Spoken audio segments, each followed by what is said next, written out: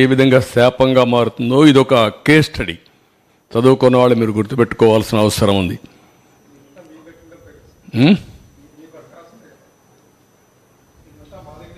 మీ దగ్గర నుంచి వస్తే చేస్తారు, ఇంకెక్కడి నుంచి చేస్తారు?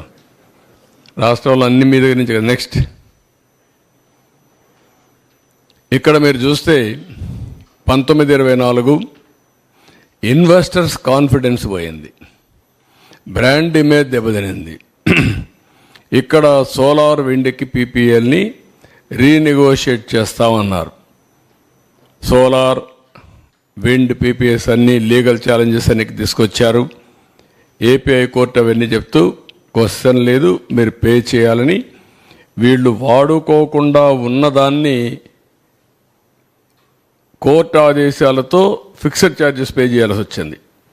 ఇప్పుడు సోలార్ కానీ వాడుకుంటే ఆ కరెంటు మనకు వచ్చేది, వీళ్ళు వాడుకోలేదు, వాడుకోకుండా రిజెక్ట్ చేశారు. కోర్టు ఏం చెప్పింది, అవన్నీ కుదరవు, మీరు పే చేయాలంటే వాడుకోని కరెంటుకి 9,000 కోట్లు పే చేశారు. Apex operational expenditure 9,000. మీరు అందరూ గుర్తుపెట్టుకోవాలి, ఎప్పుడు కూడా పవర్లో సోలార్లో ఆపరేషన్ ఎక్స్పెండిచరే మొత్తం, ఇది capital ఎక్స్పెండిచరే.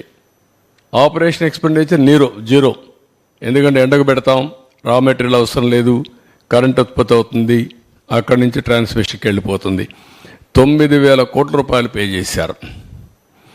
Removal of incentives already announced in earlier పాలసీస్లో 15, 18 ఎక్సెట్రా అన్నీ వచ్చాయి. 21 విండ్ మిల్స్ పీపీఏలు అవన్నీ అగ్రిమెంట్స్ ఇది చేశారు. అవన్నిటి వల్ల కూడా మళ్ళీ ఏపీఆర్సీ క్యాన్సిల్ చేసి 21 విండ్ దీన్ని ఇది చేశారు. హైకోర్టు డైరెక్ట్ చేసింది, వాళ్ళకు కూడా పే చేయాలని చెప్పారు. మొత్తం కూడా this is the burden. Next ఇంకొక పక్కన మీరు చూస్తే cancellation of contracts AP Transco with CRDA. Contract work వచ్చి 1,315 కోట్లు. అప్పటికి ఎక్స్పెండిచర్ పెట్టింది 406 కోట్లు. ఇప్పుడు అడిషనల్గా అయ్యేది 280 కోట్లు అవుతుంది. ఇప్పుడు ఎస్టిమేట్ చూస్తే 1,190 కోట్లు.